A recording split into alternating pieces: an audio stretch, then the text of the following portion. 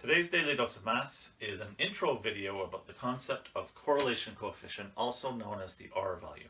In statistics, sometimes we get data and we have the data in the form of X and Y coordinates. We're able to graph those points on a coordinate plane like this one. For my examples, I haven't labeled my X and Y axes, so we don't know what variables are being used here, what the meaning of them is. But we're focused on how these points are clustered together. These ones here are clustered together in a way that suggests a straight line with a positive slope that we can imagine running through the middle of those points.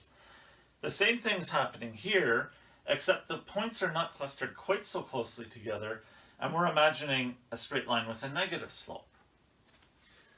The R value is a number that we apply to say how closely those points are landing to the imaginary line. R values have to be between -1 and 1. An R value of 0 means you have no correlation at all. We do not see any relationship between these two variables.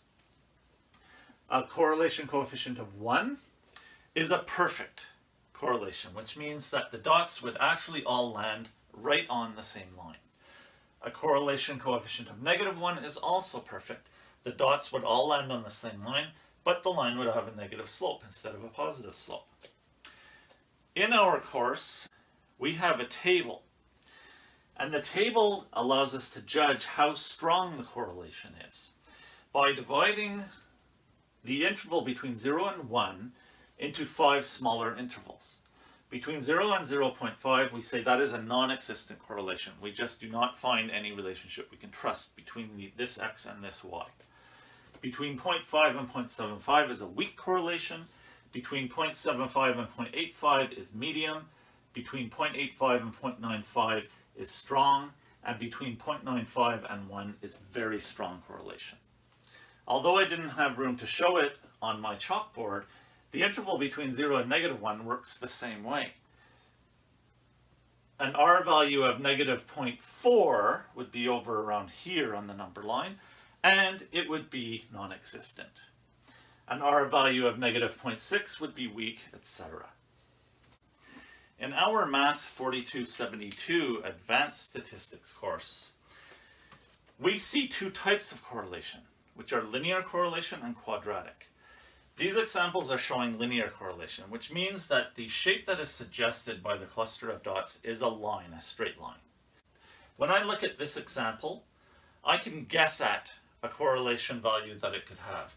I'm going to guess that this one would have an R value of positive 0.86, which would be a strong positive correlation.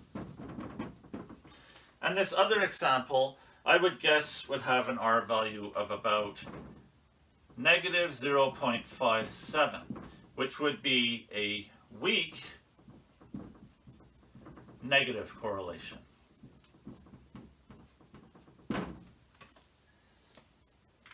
In this course, we will look at a number of ways in which we can examine a set of data, decide whether there is a correlation, assign an R value to it, and judge the R value. We will do this both for quadratic correlations and linear correlations like these. Let's look at a couple of quadratic examples now and see how they work the same as this and see how they work a little differently. Through the magic of technology, I will very quickly replace these examples with a couple of new ones.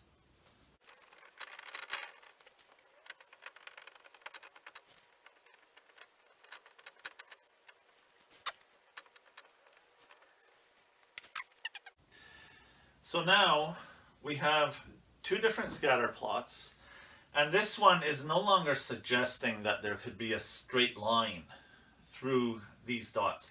Instead, what I'm seeing is a parabola opening downwards. So this would be more likely to be a quadratic correlation. And the way that works differently is that we don't have a negative correlation.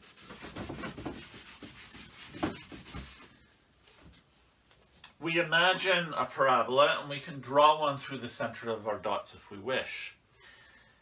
And then when we judge it, we're not looking at being negative, but we are still judging the positive correlation coefficient in the same way, which is these same intervals from 0 to 0.5, 0.5 to 0.75 are working the same way they do for linear. So for this one, if I'm guessing at a correlation coefficient that looks reasonable for this, I might say R is equal to 0.76, which would be a medium correlation. And I don't say positive or negative. This one, the dots are clustered a little bit more closely around the imaginary parabola, which this time seems to open upwards. And I could guess at an R value for this one of 0.87, which would be a strong correlation.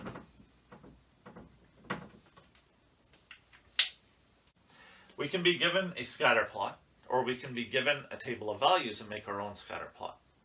And we are expected to be able to decide whether we have a correlation and whether that correlation is quadratic or linear. We are expected to be able to find an equation for a quadratic correlation or find an equation for a linear correlation. That is today's Daily Dose of Math. Please like, subscribe, and share.